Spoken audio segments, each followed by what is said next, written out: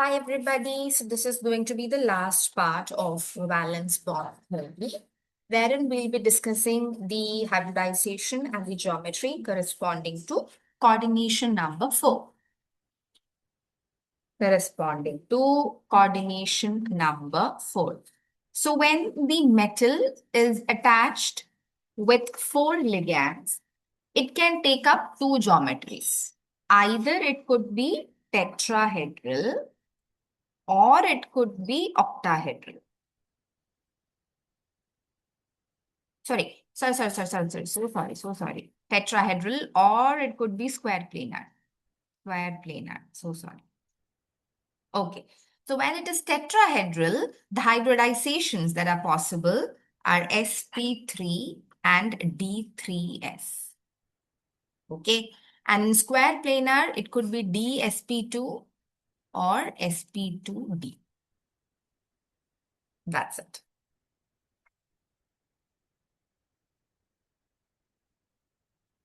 Okay, so let's start. Please note it down. From coordination number 6, we said that 2 possibilities are there. It could be trigonal prism, right?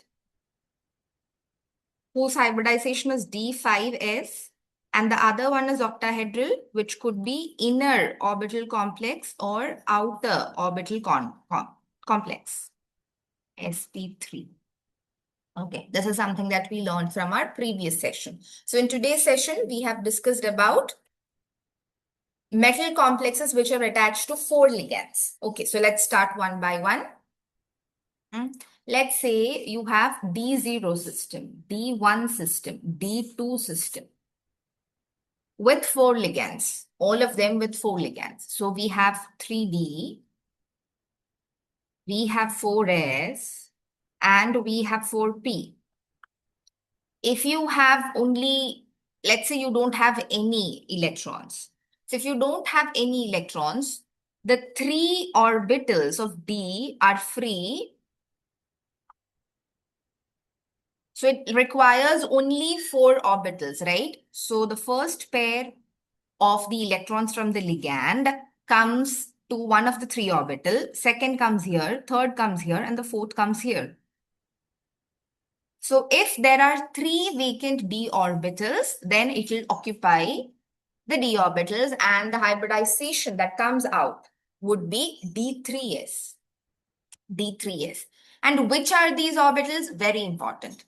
These are dxy, dxz, and dyz. In the octahedral case, we said that the d orbitals which are involved, that is axial, dx square, y square, and dz square. Here, it is non-axial. Okay, non-axial orbitals are involved.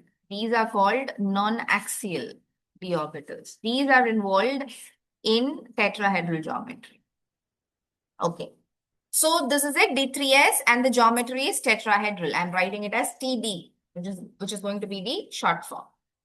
Okay, now this is the case if you don't have any electrons. This is the D0. Let's say it is D1, still the 3 orbitals are free, and the hybridization would be tetrahedral with D3s. If it is D2, still the 3 orbitals are free, and the hybridization would be D3s. So in the case of D0, D1, and D2, what we can see is the hybridization that we'll opt for is going to be D3s with a tetrahedral geometry.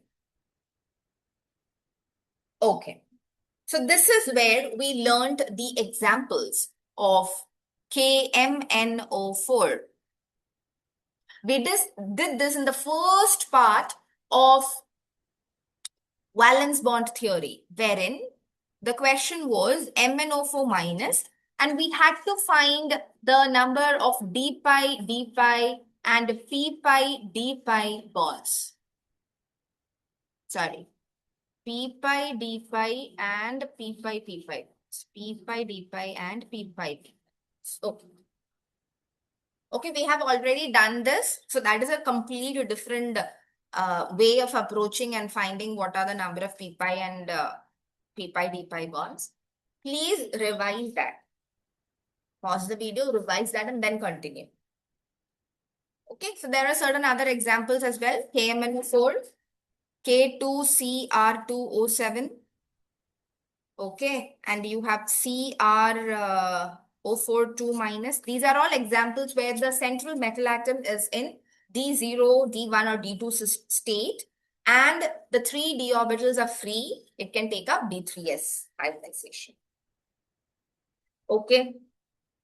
In these cases, you can also find p-pi, p-pi and p-pi d-pi bonds, which we have already discussed in the first part of the valence bond theory. Oh, now let's say you have systems from D3, D4, D5, D6, D7, up to D7. Okay, let's discuss. So 1, 2, 3, 4, 5. 1, 1, 2, 3. So this is S, this is P, and this is going to be D. Okay, so when it is D3, we can see that for tetrahedral geometry, if it is forming D3s, it should have at least 3 vacant orbitals, which is not there over here. Okay, so it won't take up the d orbital, instead it would take the next 4. And it would opt for sp3 hybridization with the geometry of tetrahedral. That happens when it is D3. What happens if it is D4? Again, the same case. D orbitals are not free. D5, same story. D6, D7, same story. You don't have vacant d orbitals, so it takes up the next set of orbitals. And when it takes the next set of orbitals, the hybridization that you're going to have is sp3 with a tetrahedral geometry. Okay. Now, you might think that in the previous video, when we had D4, we took 2 examples. We took 2 cases. One is like this, high spin in the case of octahedral, correct? But here, we have not taken this case. You might think like that. It does not make any difference. Okay? It does not make any difference because here also see, there are only 2 vacant orbitals, and for tetrahedral geometry to be attained, it needs at least 3. So whatever way you fill D3, D4, D5, D6, D7 with 4 ligands, it's going to opt for sp3 hybridization tetrahedral geometry. And there are other reasons as well. Okay, the next one is D8. D8. Now that is important. Mark that as important. D8 can be in combination with weak field ligand and strong field ligand as well. I'll explain why. So until now, that is from D0 to D7, we have spoken about just one kind of geometry, which is tetrahedral. Okay, and that tetrahedral geometry is going to have either D3s or sp3 is what we have learned. But we said that coordination number 4 can even have a geometry called square planar, and that is the case that we are going to discuss now. Okay, let's say that you have D8 with a weak field ligand. Okay, now what is a weak field ligand? We have already said that when you have a weak field ligand, it cannot push the pairing until everybody is singly occupied. That means 1, 2, 3, 4, 5, and then pairing occurs 6, 7, 8. This is how it happens, right? This is how it happens. So when you have 3, I'm sorry, you don't have any 3 d orbitals vacant, so it will take up the next 4. So this is S and this is P, and the hybridization would be sp3 tetrahedral, very easy. This is the case when you have a weak field ligand. What do you mean by weak field ligand? You already know that it is not capable of pairing. It is not capable of pairing. Okay. Now, let's say you have D8 with a strong field ligand, important. D8 with a strong field ligand. Again, I repeat, VBT does not discriminate the ligands, whether it is weak or strong. It cannot do that. Okay, that can be done only from CFT. But this is for your understanding that D8 with a weak field ligand will always give sp3, but D8 with a strong field ligand. D8 with a strong field ligand. Now, what do you mean by strong field ligand? Strong field ligands are those which would pair up. Correct? It would pair up. So here you had two unpaired electrons, but when you have a strong field ligand, these would pair up. These two electrons would pair up. And what do you get? 1, 2, 3, 4, 5, 6, 7, 8. You have one vacant S, P. This is how it is. And when you have D8 with the strong field ligand, the first pair of electron enters into D, next to S, and the last two to P. And the hybridization that you have is DsP2 with the square planar geometry. DsP2 with the square planar geometry happens only because it is D8 with strong field ligand important. Okay, important. Next, D9. D9 also is a similar case. D9 with a weak field ligand, let's say. So you have 1, 2, 3, 4, 5, S and P. This is how it is. You have to fill 9. Weak field means first everyone would be singly occupied. Then they would pair up. Okay, this is how it is. 4 ligands would come. sp3. Tetrahedral. Predictable, easy. But when you have D9 with the strong field ligand, again, mark this as important. When you have a D9 system with a strong field ligand, then you have 3D, S, P, D. Okay, so this is 1, 2, 3, 4, 5, 6, 7, 8, 9. You have S, you have P, you have D.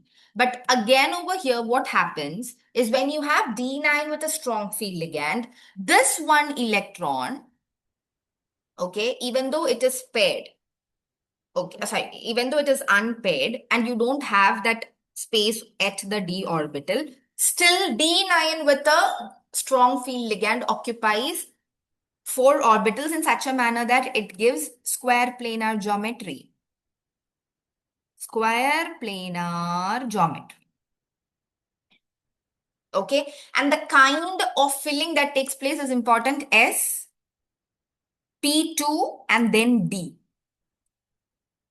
S, P2 and then D. Very important. Now see, this is how a square planar geometry looks like. Correct?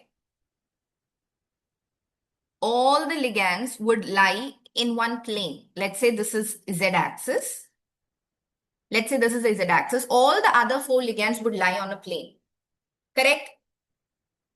So if you can see, the PZ orbital is not participating because that is perpendicular. There are no ligands along that plane. So this would be PZ, which is not participating because that is perpendicular. All we need is PX and PY. And the D orbital, which is involved in square planar, is dx square y square. Correct? Why? Because dx square y square would be like this along the xy plane, which involves the ligands overlapping. Okay, so here also it is sp2, it is sp2d. In the earlier case, D8 with a strong field ligand, it was dsp2. Here it is sp2d. So please be aware. Okay, unlike the earlier session where we said that this one is loosely bound, this will jump, and here you will get a vacancy, and as a result, you might get dsp2. No, nothing like that. Nothing like that. That was a special case of D7 with a strong field ligand under octahedral geometry. Here, there is nothing like that. Okay. It will occupy the same position. It's not loosely bound. It is sp2d with a square planar geometry. Okay. This is how it takes place. Finally, D10. Easy. You have D10. All the orbitals would be occupied. And then sp3 hybridization would give you tetrahedral geometry. Okay, easy. That's it.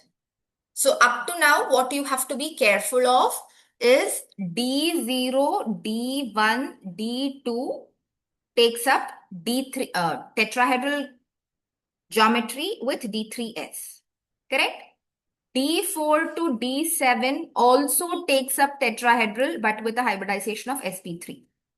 Right?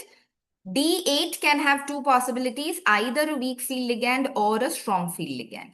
If it is a weak field ligand, it is tetrahedral with sp3. If it is a strong field ligand, it is a square planar with dsp2. D9 also two possibilities, either a weak field ligand or a strong field ligand. If it is a weak field ligand, it is again tetrahedral with sp3. If it is a strong field ligand, it is a square planar with sp2d. And then finally, you have D10. Everyone is filled, whether it is strong or weak, does not make any sense. It is tetrahedral with sp3. Okay, so this is a summary of the session that we have just covered. And this one. These two are important. Not miss that out. Okay. I hope it is clear. Now, this is the third video of valence bond theory, so it should come with a float. Okay. Now, here also, there is one important category, which is called converted D10 system. Converted D10 system. Converted D10 system. What does that mean? For example, this is a very important example that people might get confused with. I'll tell you why. Let's take nickel carbonyl, tetracarbonyl. Okay. So understand that nickel over here, what is the oxidation state? Carbonyl is neutral. Okay. Carbonyl is a neutral ligand, and hence this is X plus 0 is equal to 0, and hence X is equal to 0. So nickel is in neutral state. Nickel in neutral state has got a configuration of 4s2 3d8. So you might think it is a 3d8 system. D8 system. Okay. And carbonyl is a strong field ligand. Carbonyl is a strong field ligand.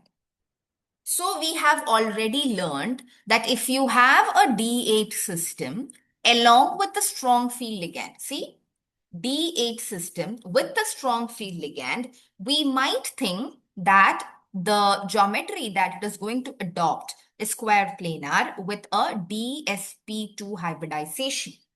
Because it is D8 with a strong field ligand? No, this is not the case.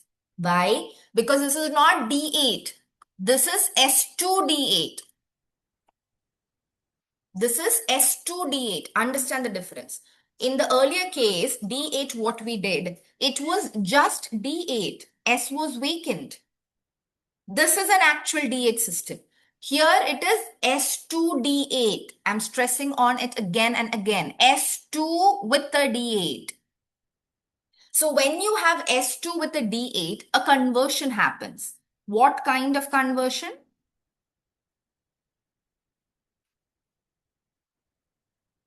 Okay, listen to this carefully. It was actually S2 and then you have D8. Okay, whatever way you fill it. Okay. S2, D8. This was how it is. This will convert. I'll change the color.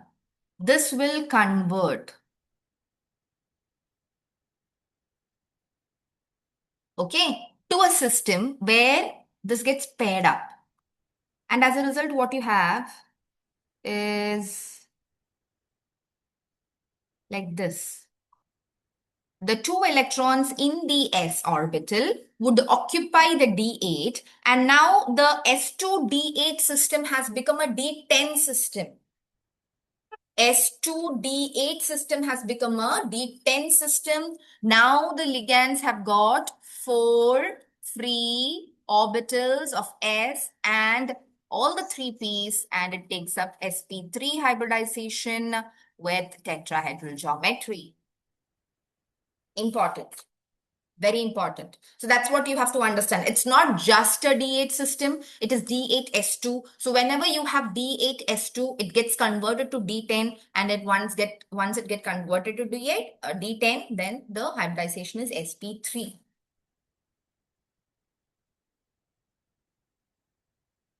Okay, so let's do a few examples and then we'll wind up the session.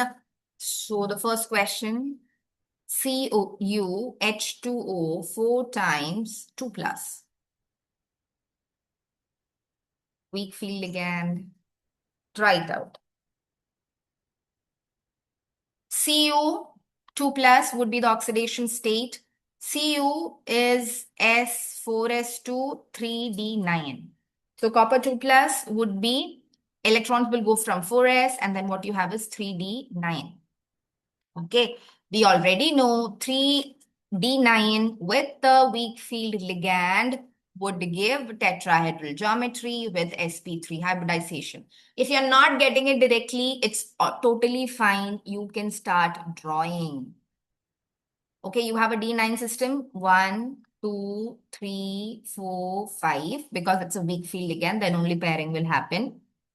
Okay, this is how it is. So D is completely occupied, no vacant D orbitals. So the 4 water ligands would take up the next 3 orbitals, correct? And the hybridization is sp3 with a tetrahedral geometry. Okay, easy. Easy. Next, ZnCl4 2 minus. Chloride carries -1 charge. So X minus 4 chlorides is going to give you -2. So X is equal to +2. X is in +2 state. So zinc already is 4s2 3d10. And when you have zinc +2, s orbitals have now become free and you have d10 system. So when you have a D10 system, all the orbitals of D are occupied. And if they are occupied, the next 3 would be taken up by the chloride ligands, leading to sp3 hybridization with the tetrahedral geometry.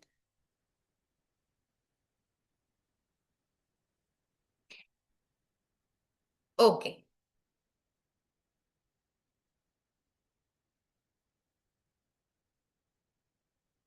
Next one.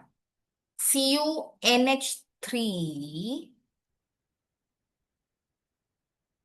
4 times 2 plus.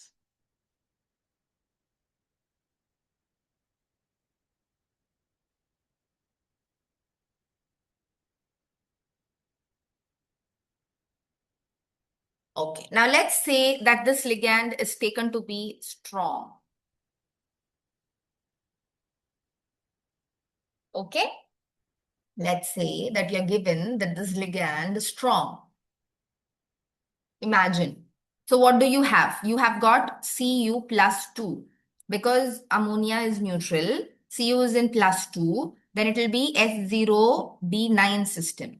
D9 system with a strong field ligand is a case that we have to remember that this will take square planar geometry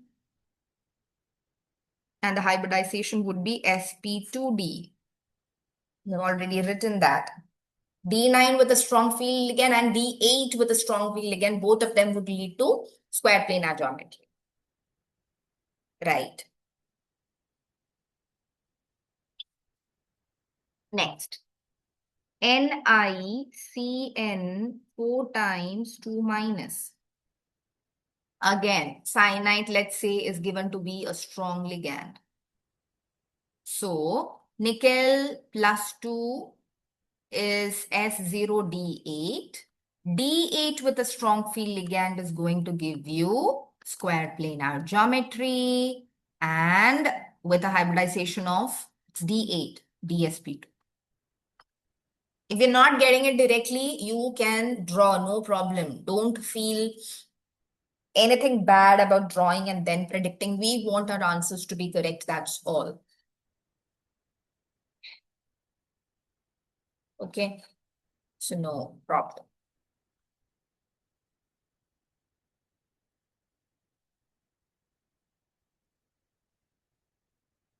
Okay, one last question. FeCO 4 times 2 minus. Try. This is a strong field ligand.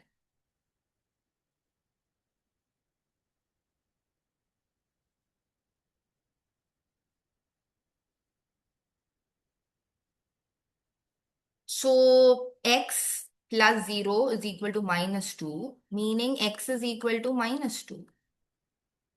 Iron has got 2 more electrons. So what is iron's configuration? It is S2D6, actually 4s2 3d6. Now you have got Fe minus 2, which is 4s2 3d8. And this is with a strong field again. So what is the hybridization? B8 with the strong field ligand, square planar. If that is what you have written, you are wrong. See, this is S2D8. If it is S2D8, conversion will happen. Conversion will happen to 3D10. And if conversion happens to 3D10 means it is tetrahedral with an sp3 hybridization. Important. So whenever you see S2D8, you have to understand that it will get converted. Okay, it will get converted, and that's how you predict. All right, so we are done with valence bond theory. Next class, we'll learn crystal field theory. Write down the heading. See you in the next. Bye.